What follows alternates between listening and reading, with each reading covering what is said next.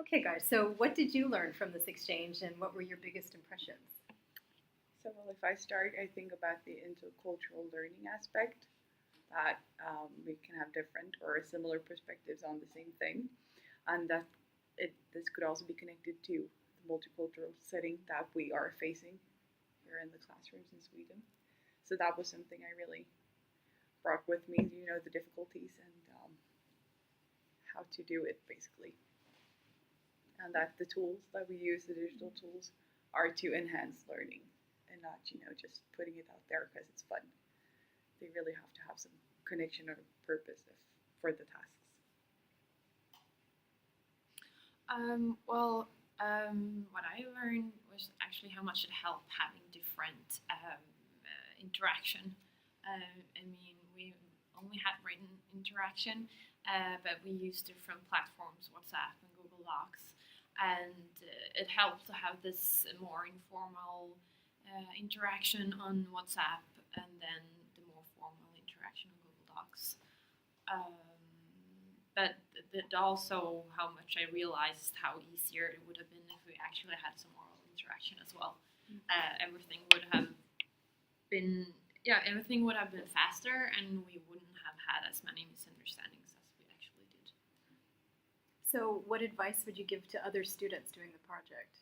Well, I think in connection to what you said, engage in some kind of oral setting, for example, Skype, or I don't know where there probably are a lot of different things where you can call each other or see each other, because that would pick up the pace a little, and it would not lead to 3 people being active in the group chat for one day and then the other tagging along in 1 day or 2 days or 3 days, because that kind of gets the discussion to an end.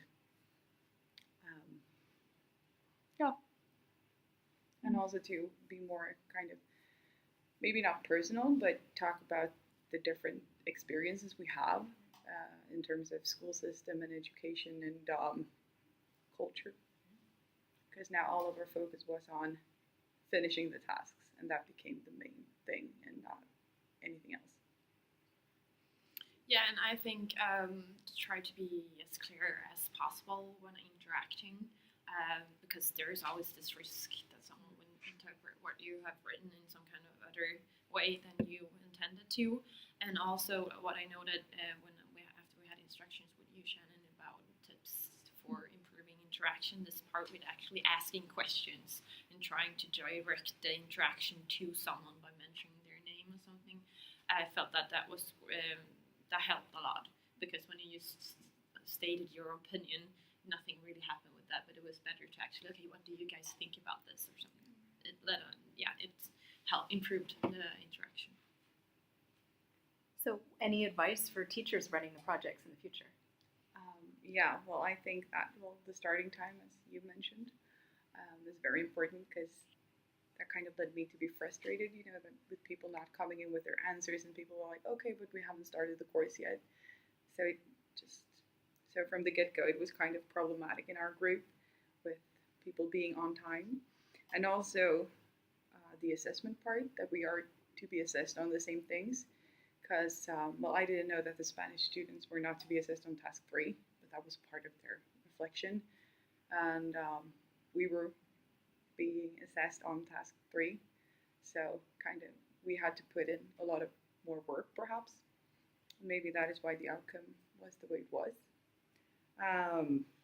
And also to get a structure, kind of schedule mandatory meetings. It shouldn't be necessary at this level because we're all adults, but in our group it would have been really helpful, because I know that the Spanish students, they were given time at the lessons to kind of sit together and talk about this project. So mandatory meetings, it doesn't have to be teacher-led, but I don't know, Tuesdays at 3, for example, so that we all can be there at the same time, so we can create some kind of cohesion.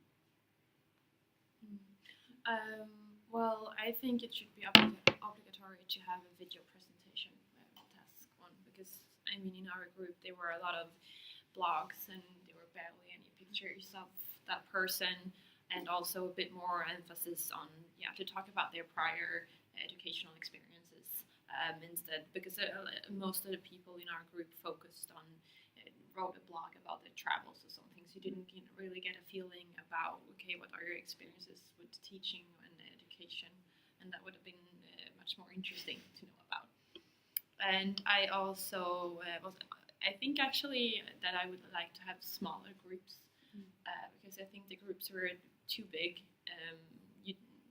Like a lot of other people has mentioned now, you didn't even notice if someone hadn't contributed. It was difficult to get everyone to do something, and it felt like a bit smaller groups at the very least would also be functional or better even.